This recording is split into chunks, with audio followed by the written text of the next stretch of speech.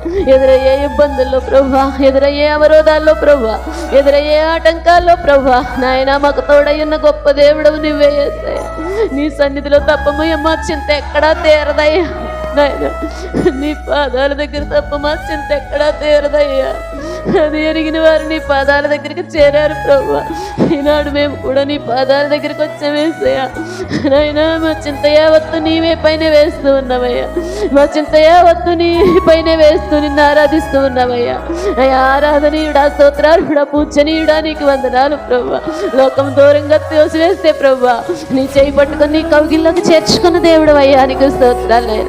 ఆదరించి ఆదుకుని అమ్మా అని పిలిచిన దేవుడు అయ్యా నీకు స్తోత్రాలు నాయన. నా స్నేహితుడా, నా బోధకుడా నీకు వందనాలు, స్తోత్రాలు, స్తోత్రాలు, స్తుతులు ప్రభా. నాయన ఇదిగో ప్రభా ఈ పునరుద్ధానములో తండ్రి నిన్ను ఆరాధించి స్తుతించి మహిమపరచడానికి ఎన్నో కారణాలు ఉన్నాయి ప్రభా. కానీ నేను స్తుతించడమే గొప్ప భాగ్యమయ్యా. మేము నిన్ను స్తుతించే భాగ్యము దొరికినందుకు మీకు వందనాలు చెల్లిస్తున్నామయ్యా. మనసారా నిన్ను స్తుతిస్తున్నాం రాజా, మనసారా నిన్ను మహిమపరుస్తున్నాం రాజా, మనసారా నిన్ను కొనియాడుతున్నాం రాజా.